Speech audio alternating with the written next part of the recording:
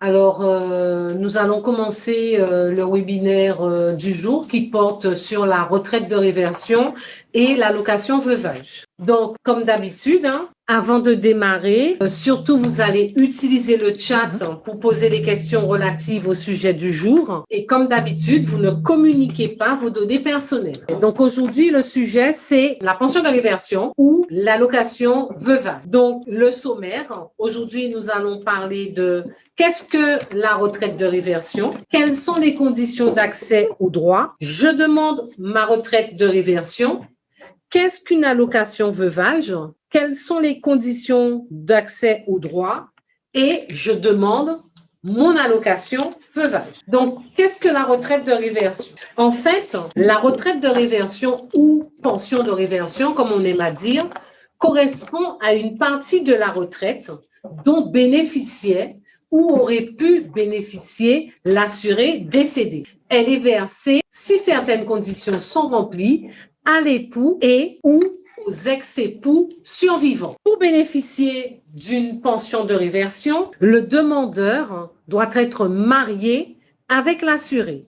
La retraite de réversion sera accordée au conjoint, donc le survivant, et aux ex-époux de l'assuré décédé ou de l'assuré disparu depuis plus d'1 an. Donc, il y a une condition de mariage. Si vous êtes pacsé, ou si vous vivez en concubinage, vous ne pouvez pas avoir droit à la pension de réversion. Donc, il faut savoir qu'il existe une loi depuis 2019 qui prévoit que la pension de réversion, en tous les cas, n'est pas due au conjoint survivant qui est ou qui a été condamné parce qu'il a commis un crime ou un délit sanctionné par le code pénal. Donc, c'est-à-dire des tortures, des violences, des agressions sexuelles à l'encontre du conjoint décédé. Donc, bien évidemment, si le conjoint qui est décédé a tué son épouse ou son époux ou a des violences envers elle ou envers lui, eh ben, il n'aura pas droit à la pension de réversion. Le mariage posthume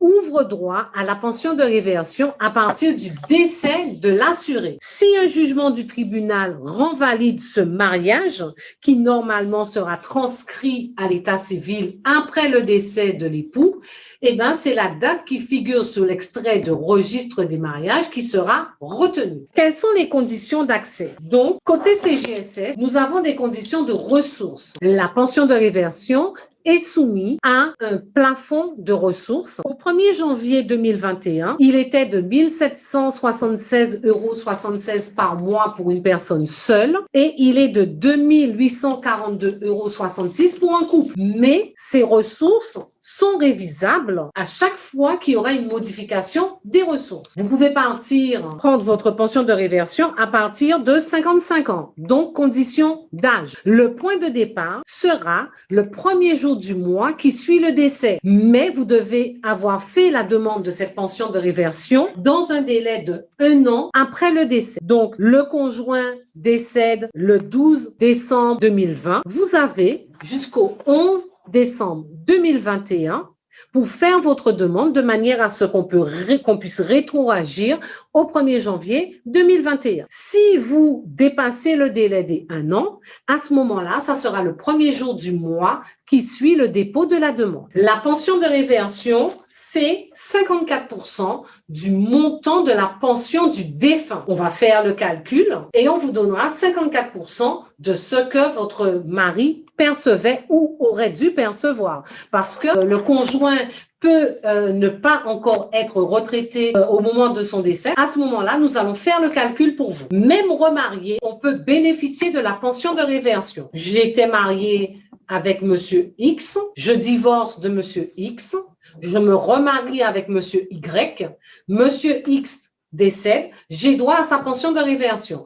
Par contre, vous serez considéré comme un couple puisque vous êtes remarié. Donc, les ressources de votre nouveau conjoint vont faire partie du calcul des ressources. Par contre, partie retraite complémentaire, aucune condition de ressources, d'accord? Par contre, c'est toujours au même âge, à partir de 55 ans, d'accord? Ou immédiatement si vous êtes en invalidité ou si vous avez 2 enfants à charge. La retraite complémentaire vous donne 60% de la pension du décédé, d'accord?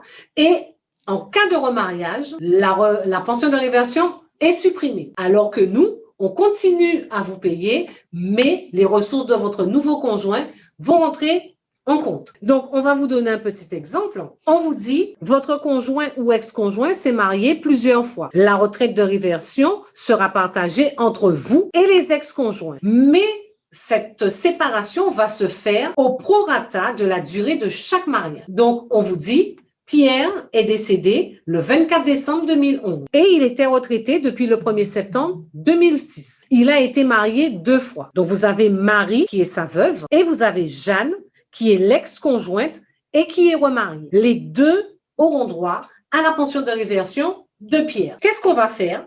On va calculer la durée totale des 2 mariages. Donc, on nous dit que les 2 mariages font 544 mois. Donc, la pension de réversion sera partagée entre Marie et Jeanne. Pierre percevait une retraite de 998 € brut. Qu'est-ce qu'on va faire? J'ai dit tout à l'heure que c'était 54% de ce qu'il perçoit. On va prendre ces 998 € qu'on va multiplier par 54. Donc, normalement, 538,98 € par mois. Ça correspond aux 54% de ce que votre époux percevait. Mais étant donné qu'il a été marié 2 fois, donc il va falloir partager, d'accord, la pension de réversion en 2, mais au prorata de chaque mariage. Marie a été mariée de juin 1976 à septembre 2011. Elle est restée mariée 423 mois avec Pierre. Ça, c'était son deuxième mariage. Jeanne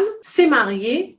Elle est restée mariée 10 ans, de avril 60 à mai 70. Donc, qu'est-ce qu'on va faire? Étant donné que les 54%, ça représente 538,92 €, eh bien, on va impliquer le prorata sur le calcul de la retraite de réversion. Marie est restée mariée 423 mois, mais la durée globale des 2 mariages, ça nous fait 544 mois. Donc, on va prendre les 538,92 € qu'on va multiplier par 423 mois qui correspondent à la période pendant laquelle Marie est restée mariée et on va diviser par 544 qui correspond à la durée totale des 2 mariages. Et pour Jeanne, on fera la même chose. Ce qui fait que vous voyez que Jeanne, elle a une plus petite part puisqu'elle est restée mariée que 10 ans, alors que Marie est restée mariée beaucoup plus longtemps. On va regarder s'il y a une question. N'hésitez pas à poser des questions, hein. Donc, je répète que la pension de réversion est soumise à une condition de ressources, est soumise à une condition d'âge. Ça représente 54% de la pension du défunt et même si vous êtes remarié, vous pouvez bénéficier de la pension de réversion. Quelles sont les conditions d'accès au droit? Pour percevoir une retraite de réversion, cette pension de réversion sera partagée entre les différents ex-conjoints si l'un d'eux décède. À ce moment-là, le montant sera repartagé entre le ou les ex-conjoints survivants ou est entièrement attribué au dernier bénéficiaire. Donc, imaginez, nous reprenons notre petit exemple, Marie et Jeanne étaient mariées avec Pierre. Si Jeanne vient à décéder, eh bien, on va refaire le calcul de la pension de réversion.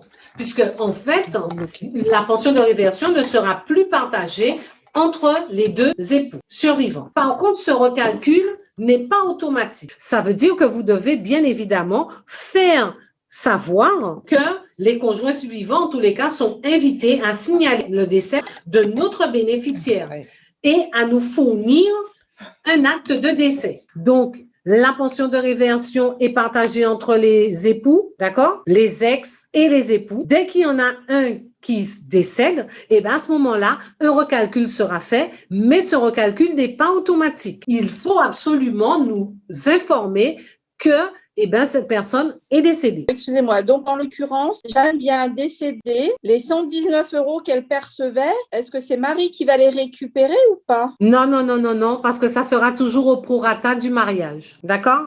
Mais par contre, on va personne va les récupérer. Oui, mais qui c'est qui va les toucher? Ça s'éteint à son décès, puisque c'était déjà une réversion. Oui, ça s'éteint à son décès, mais personne ne va les toucher. Ça va être pour la solidarité parce que de toute façon, cette personne, Jeanne, elle était mariée avec Pierre. C'est le mariage. Tout à fait. D'accord?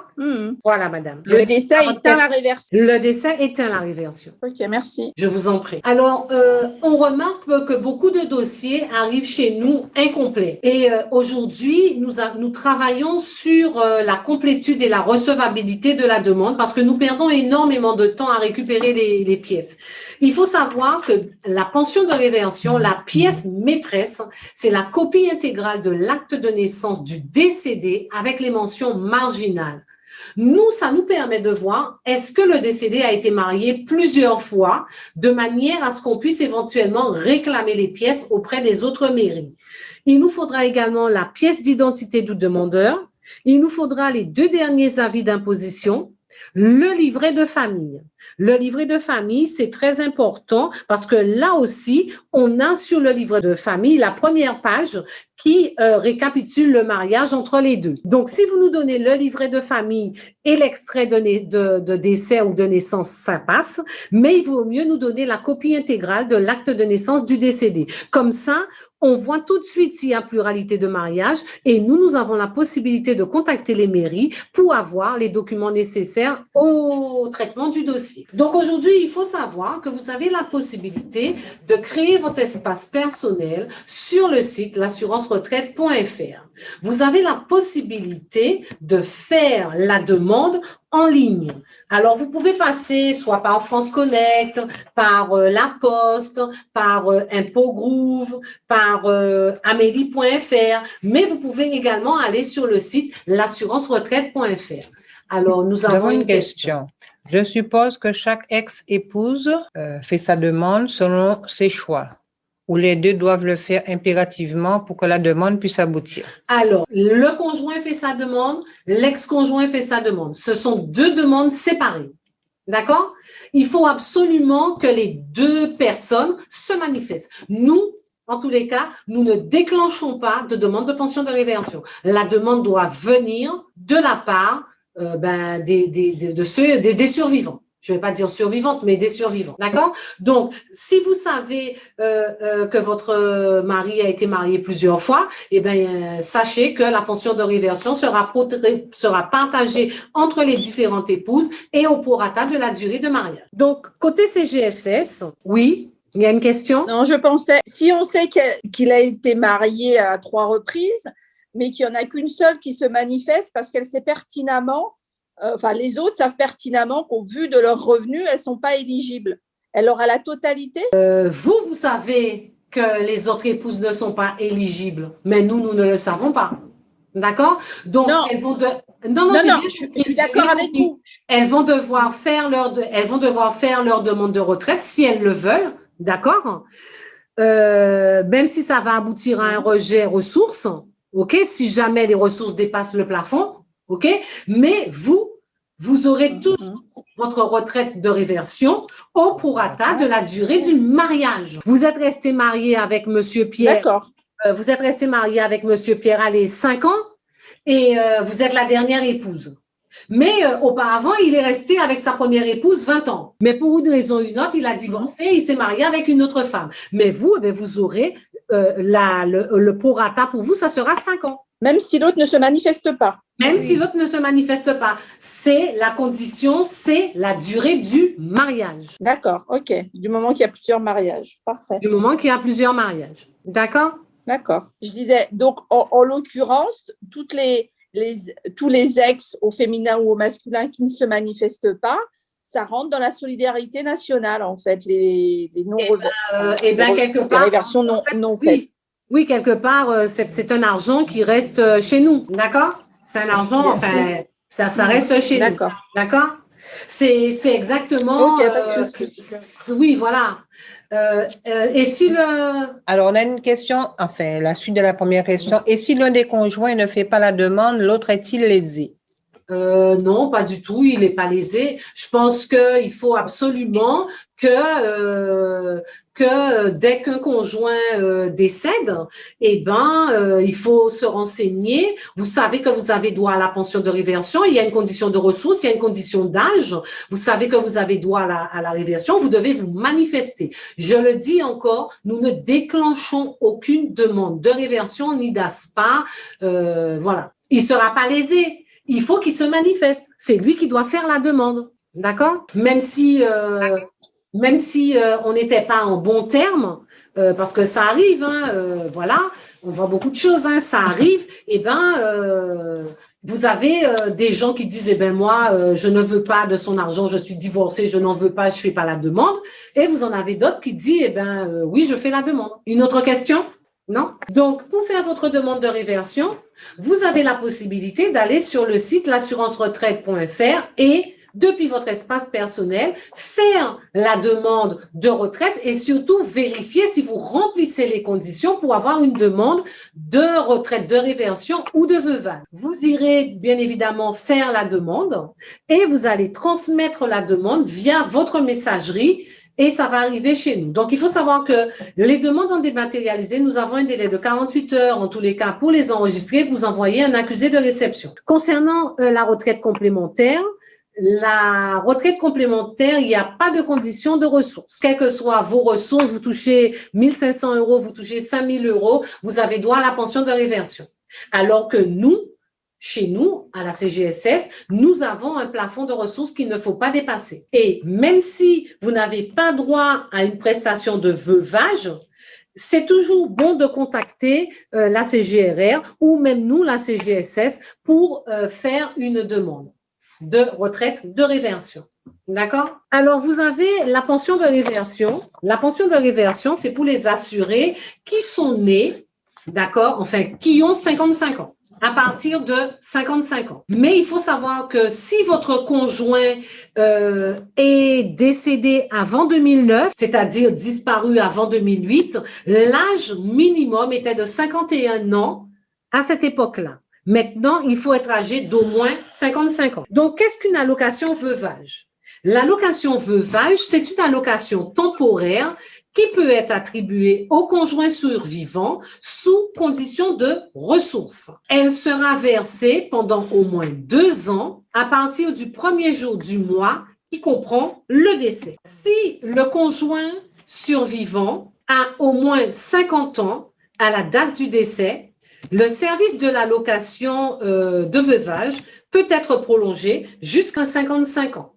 Donc, il faut savoir que si vous devenez veuf ou veuve avant vos 55 ans, c'est-à-dire 54 ans et 9 mois, vous avez la possibilité d'avoir l'allocation veuvage. Bien évidemment, à partir du moment où vous aurez vos 55 ans, la pension de réversion, d'accord, elle va s'opposer à l'attribution de l'allocation de veuvage. Pour faire la demande de papier dont vous avez parlé, il faut s'adresser à la mairie de naissance du défunt ou la mairie du domicile de l'époux vivant.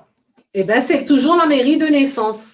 Alors, il faut savoir que nous, à la CGSS, quand nous recevons les pensions de réversion, nous avons la possibilité de questionner, parce que souvent les gens nous donnent soit des extraits de mariage ou le livret de famille. Nous avons la possibilité de questionner la mairie de mariage et si la personne est née là où elle a fait son mariage, on peut réclamer l'extrait. Par contre, si la personne n'est pas née là où elle fait son mariage, à ce moment-là, sur le document que la mairie va nous envoyer, on pourra toujours questionner pour avoir la pièce. Par contre, une question, quand vous parlez des conditions de ressources, c'est au moment de la demande de la condition de ressources ou on doit en justifier tous les ans? C'est la demande. Alors, c'est au moment de la demande et il faut savoir que la pension de réversion est soumise à un questionnaire de ressources chaque année parce que vos ressources, d'accord. Imaginez qu'aujourd'hui, quelqu'un devient veuf et qu'il est salarié, d'accord? Ces ressources, peut-être aujourd'hui, ne lui permettent pas d'avoir la pension de réversion. Mais dans 2 ans ou 3 ans ou 4 ans, quand il partira à la retraite et que ses ressources vont diminuer, là, il peut éventuellement avoir droit à une pension de réversion. D'accord? Tout à fait, merci. Je vous en prie. Quelles sont les conditions d'accès au droit? Vous avez une condition de mariage, donc vous devez être marié avec la personne au moment de son décès. Il faut savoir que si vous vivez en couple avec une autre personne lors de la demande, on parle bien de concubinage ou de pax, eh ben, vous ne pouvez pas avoir droit à l'allocation veuvage. Il faut savoir aussi que le remariage dans l'allocation veuvage ne vous donne pas droit au veuvage. Il faut vraiment être marié avec la personne au moment de son décès. La situation de votre conjoint. Il faut que votre conjoint ait cotisé au moins 3 mois au cours de l'année qui précède le mois de son décès. S'il est au chômage ou à la maladie, c'est pris également en compte. Pour avoir droit à l'allocation de veuvage, vous avez une condition d'âge. Vous devez avoir au moins de 55 ans au moment du départ de l'allocation. Vous avez une condition de résidence. Vous devez résider en France métropolitaine ou dans les DOM, ou en Polynésie ou en Nouvelle-Calédonie. Et il faut savoir que vous avez des conditions de ressources. Vos ressources ne doivent pas dépasser un certain plafond. Elles seront examinées sur une période de 3 mois avant le décès ou au moment du dépôt de votre demande. L'allocation veuvage, vous ne devez pas dépasser 781,64 € par mois en 2021. Là où pour la pension de réversion, d'accord? Pour un couple, c'est 1 776 €. Pour une personne seule, pardon, c'est 1 776 €. Et pour un couple, c'est 2 842 €. Mais vous pouvez vous remarier. Par contre, la location veuvage, vous ne devez pas dépasser 781,64 € par mois. Ça, c'était pour la location veuvage. Donc, il faut savoir que, toujours dans les conditions d'accès, les conjoints qui sont séparés de corps ou séparés de fait ont droit à l'allocation veuvage. Donc, il faut savoir que séparé de corps, il y a un jugement, séparé de fait, il n'y a pas de jugement. Hein? D'accord? Un conjoint qui est le conjoint d'un assuré absent ou qui est disparu peut avoir droit aussi à l'allocation veuvage, mais il va falloir un jugement déclaratif d'absence ou de décès qui sera rendu par le TGI, le tribunal de grande instance. Vous avez des gens qui disparaissent, d'accord? On ne sait pas, ils disparaissent. Eh bien, vous pouvez avoir droit à l'allocation veuvage. Par contre, les gens qui ne peuvent pas y prétendre, c'est l'ex-conjoint divorcé, le conjoint qui est remarié ou qui vit maritalement, ou si vous avez conclu un pacte. Il y a une question. Il n'y a pas de pourcentage. C'est un montant. Désolé, je n'ai pas le montant, mais c'est un montant. C'est un montant fixe. On va avancer sur le PowerPoint. On va aller à la page 11, 12. Voilà, c'est là. Merci. Donc, il faut savoir que vous devez faire la demande dans les 2 ans du premier jour du mois du décès. Par contre, passé le délai de 2 ans, nous ne pourrons plus accepter votre demande. Parce qu'il faut savoir que l'allocation veuvage, c'est une allocation qui est temporaire. On vous la verse à partir de 50 ans jusqu'à vos 55 ans. Et à 55 ans, c'est la pension de réversion qui prend le relais. Alors, on va répondre à la question. C'est ça, 625,31 €. Merci beaucoup. Donc, comment vous pouvez faire votre demande d'allocation veuvage? L'allocation veuvage n'est pas versée automatiquement. Vous devez en faire la demande dans un délai de 2 ans suivant le décès de votre conjoint. Vous avez la possibilité de télécharger le formulaire sur notre site, la www.l'assurance-retraite.fr et envoyer votre demande à la retraite au niveau de la CGSS ou à partir de votre espace personnel. Il faut savoir que l'allocation veuvage est payée pendant 2 ans. Si vous faites votre demande à 54 ans, eh ben, vous serez payé jusqu'à vos 55 ans et la location veuvage sera substituée à la pension de réversion à vos 55 ans. Nous vous invitons en tous les cas à utiliser notre simulateur en ligne sur l'assurance-retraite.fr afin de savoir si vous êtes éligible à l'allocation de veuvage. Concernant les pièces pour l'allocation veuvage, vous savez, souvent les pièces, c'est la même chose. Hein?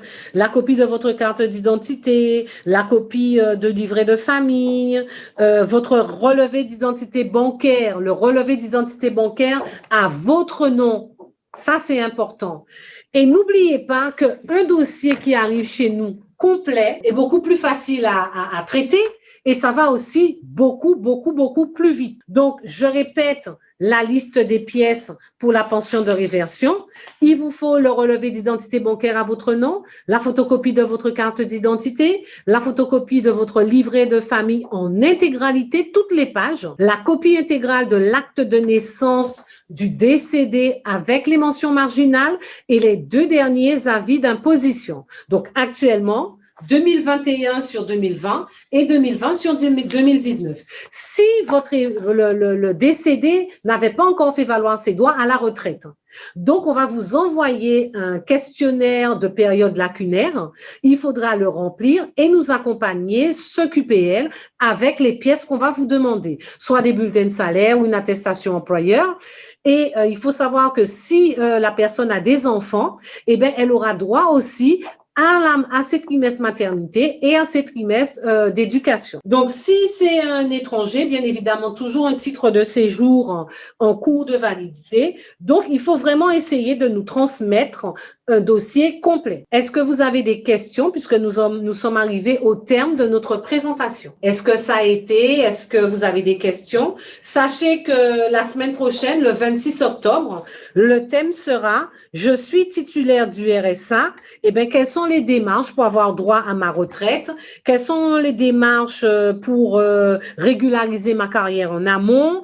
Et comment passer du RSA à la retraite? Je vous invite vraiment à faire valoir vos droits sur le site l'assurance-retraite.fr parce que de plus en plus, nous serons dans un ère de dématérialisation et en faisant votre retraite sur nos services en ligne, ça va quand même beaucoup plus vite. Une question en sujet. Allez-y, je vous écoute, Francine. Bonjour, j'allais écrire, mais ça ira plus vite si je parle. Mais je voulais savoir si on peut avoir simultanément l'allocation chômage et le RSA.